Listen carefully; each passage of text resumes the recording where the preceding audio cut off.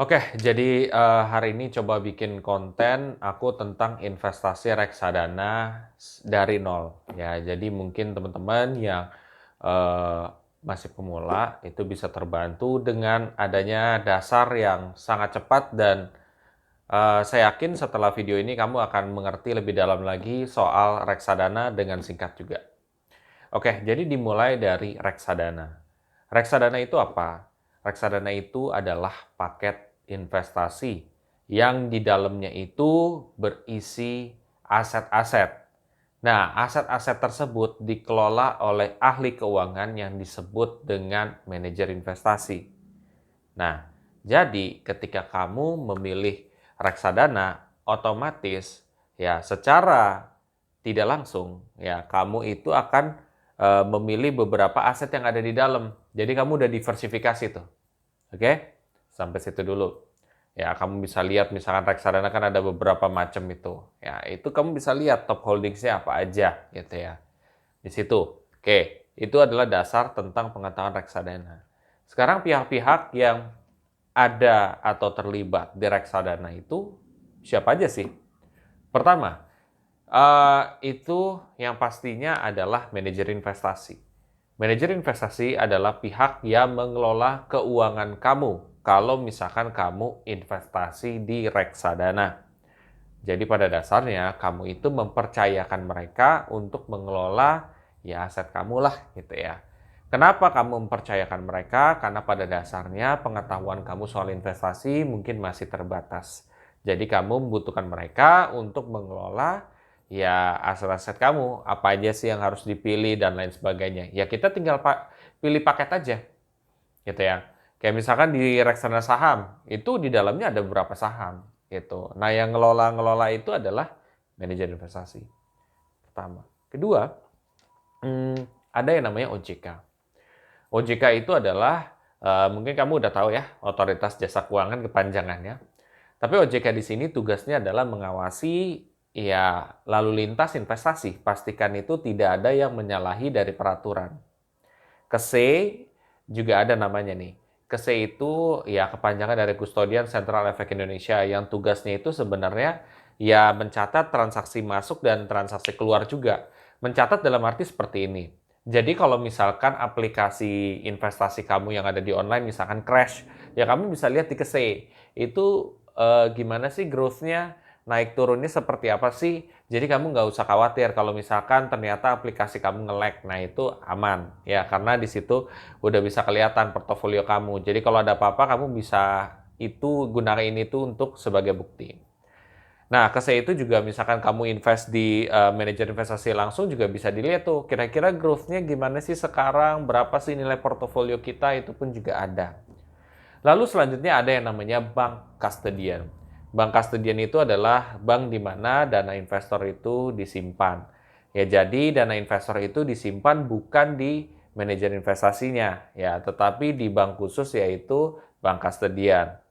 Nah, bank custodian ini bank yang di mana dana investor di situ ditaruh.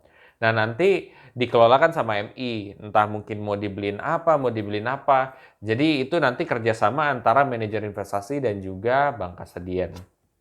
Gitu teman-teman ya. Lalu ada lagi pihak yang bernama OJK investor. Investor adalah diri kamu sendiri ya, yang dalam berinvestasi juga. Oke.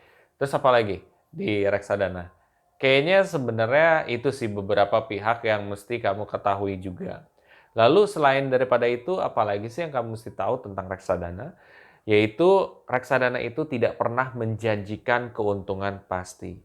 Reksadana itu tidak pernah menjanjikan keuntungan pasti karena akan ada fluktuasi yang sangat kencang juga, terutama di aset-aset yang memiliki tingkat resiko besar seperti reksadana saham. Ya, kalau reksadana pasar uang mungkin volatilitasnya itu sangat kecil. Tapi kalau reksadana saham karena isinya saham, ya tergantung dari kinerja sahamnya. Kalau kinerja sahamnya kurang begitu bagus, ya dia turun, gitu ya. Jadi kalau misalkan ada yang bilang, oh pasti untung, ya itu udah nggak benar guys ya. Oke, lalu tentang reksadana, apalagi yang mesti kamu tahu sebagai investor mula? Cara menganalisa.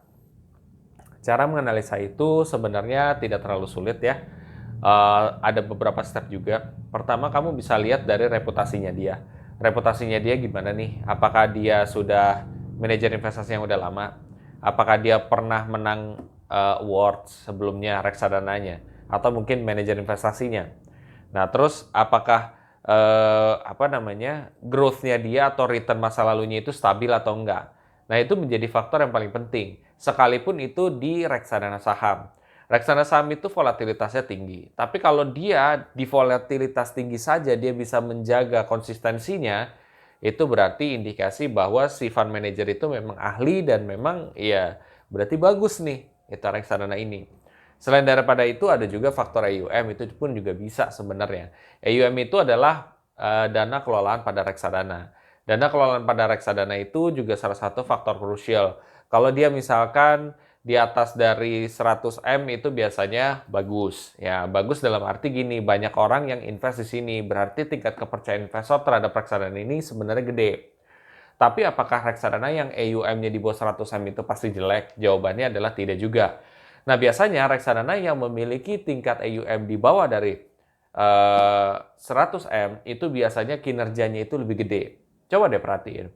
Kinerja masa lalu itu lebih gede, bisa belasan persen, bisa bahkan nyentuh 20-an. Nah, sedangkan AUM yang memang di atas 100 M bahkan 1 T-an itu tuh biasanya return-nya nggak akan gede. Emang kayak gitu siklusnya.